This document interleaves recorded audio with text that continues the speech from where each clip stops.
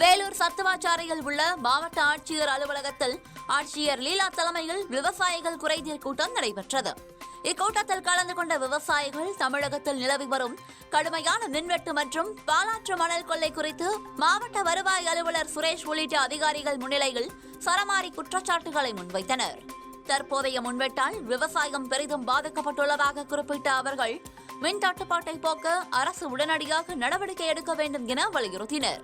தொடர்ந்து பேசிய விவசாயிகள் அல்லேரி பகுதியில் அதானி நிறுவனம் கொண்டுவர திட்டமிட்டுள்ள நீர்மின் திட்டத்திற்கு பாலாற்றில் ராட்சத கிணறுகள் அமைத்து தண்ணீரை எடுத்தால் ஒட்டுமொத்தமாக 6 மாவட்டங்கள் பாலைவனமாக மாறிவிடும் என அச்சம் தெரிவித்தனர். எனவே இத்திட்டம் வருமா வராதா என்பதை ஆட்சியர் தெளிவுபடுத்த வேண்டும் என்றனர்.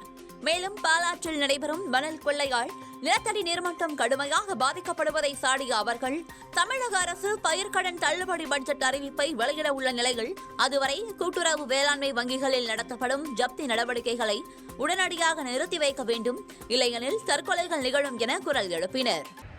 நல்ல ஒரு நாடை காப்பாற்றணும்னா இந்த ஆற்றில் இருக்கக்கூடிய மணல் கொள்ளையை முற்றிலுமாக தடுக்கணும். இதை கண்டிப்பாக செய்தி கொடுக்கணும். மாவட்ட ஆட்சியர்கள் தாழ்வோடு கேட்டுக்கொண்டு இந்த சீமை கருவேல நம்மளை அகற்றணும்னு நீதிமன்றம் மதுரை கிளை உச்ச நீதிமன்றம் பல முறை சொல்லியது கூட அந்த சீமை கருவேல மூலம் முற்றிலுமாக நம்ம மாவட்டத்தில் அகற்றப்படவில்லை. சீமை கருவேல முள்ள பட்டா நிலத்தில் பட்டாளி உரிமையாளர்கள் அகற்ற அறிவுறுத்தலாம். ஊராட்சியில் இருக்கக்கூடிய சீமை கருவேல முள்ள அந்த ஊராட்சியில் இருக்கக்கூடிய தலைவர்கள் மூலமாகவும் வீடியோ மூலமாகவும் அந்த ஊராட்சியில அகற்றி இந்த இப்ப கூட தேர்தலுக்கு முன்பு கூட உச்ச நீதிமன்றம் மதுரை கிளை சொல்லியிருக்குது. தேர்தல் முடிந்து முழுமையாக அகற்றத்துக்கு நாம வழிவகை செய்யணும்னு சொல்லியிருக்காங்க. அடுத்தபடியாக மாவுக்கு தொடர்ந்து 3 ஆண்டுகளாக மாவுக்கு மானியம் கேட்டு இருக்கிறோம். மாவு நம்ம 2 ரூபா தான் ஒரு கிலோக்கு எடுக்கிறாங்க மாவுக்கு. நம்ம பக்கத்து மாநிலம் ஆந்திரா, தெலுங்கானா, கர்நாடகாவில் 5 ரூபா மானியம் கொடுக்குறாங்க. நம்மளுக்கும் அது மாதிரியான மானியம் நம்ம கொடுக்கணும்னு சொல்லி தொடர்ந்து கேட்டு இருக்கிறோம். அதுக்கான நடைமுறை என்ன இருக்குது, என்ன புதுக்கான வாய்ப்பு இருக்குதான்னு கொஞ்சம் தெளிவுபடுத்தணும்னு கேட்டுக்கொள்கிறோம். அடுத்தபடியாக அதானி குழுமம் பெருஞ்சுவரத்தில் ராட்சத கிணறு அமைத்து அணைக்கட்டு பகுதியிலே அந்த மின் நிலையம் அமைப்பதாக ஒரு அறிவிப்பு வெளியாகிறது. அது நம்ம மாவட்டத்தில் அமையறது உறுதியாக இல்லையானது மாவட்ட ஆட்சியர்கள் தெளிவுபடுத்தி விவசாயிகளுடைய அச்சத்தை போக்கணும்.